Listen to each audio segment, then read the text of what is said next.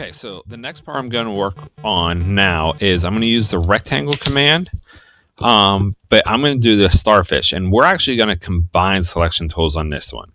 So the first thing I'm going to do is I know I want the starfish, but I don't want the white background. And if I do this and I draw a square around this, and I take it and now I move it, that square comes with me. I don't want all this white area around it. So I'm going to go edit, undo. Remember, edit, undo is either edit, undo or Control, Alt, Z. And I'm going to go deselect that one, and I'm going to draw another square around it. So we're going to combine a couple different items here. So I have this. I made a rectangle. So what I'm saying here is I want this space to be able to move or cut this out of this image. But I'm going to go one step farther, and I'm going to tell it using the magic wand tool is I don't want any of this white border around it.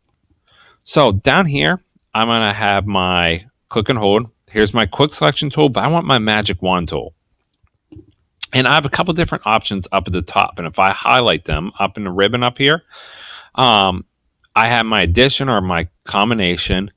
But if you look right here on this one here, this is my subtraction.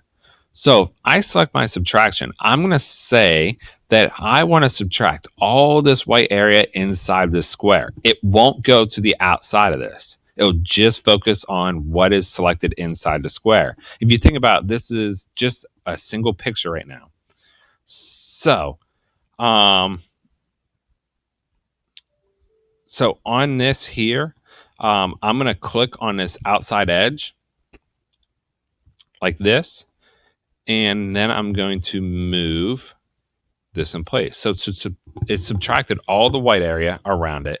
And I was able to just select this starfish now. I'm going to go select, deselect. So that is a combination of the two. So anytime we see this like magic wand, up here there's addition, there's subtraction. You can mess around with these to get a better feel of the actual magic wand tool. So the last one I'm going to do is I'm going to use the quick selection tool. And the quick selection tool is it's allowing me to paint and select an object. So I'm going to actually zoom in a little bit to the sandbar here. And I'm going to kind of paint on here, and it's going to start selecting the actual image. And it will start detecting the edges of it and the actual contour of the actual part that you want to select. So I have my quick selection tool, but if you notice up here, I'm on minus right now. I want to make sure that I select the very first one on here. This is addition, subtraction, but I want the very first one here because I'm beginning a selection. So I'm beginning a new selection. So I'm going to come down here and I'm going to click on it and paint. And notice that it already detected all this, but I don't want these little pieces here. I want this to be an actual part of the plate. And notice I have it all selected. So I'm going to go in here. I'm going to select minus. And I'm going to click on these areas. And you can see it's not going to be exactly perfect, but it gets me to the point that I can go around. Well, that I can select these parts.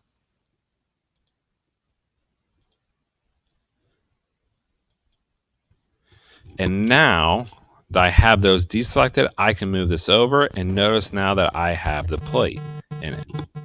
So we'll zoom out to 25 and move the seashell up here. And I don't care where the seashell is going here. We're just going over the selection tool. So those are the different types of selection tools that we have that you can use. And you're going to use them for the different parts of projects in the next upcoming videos. So selection tools are very important when we start actually combining images together.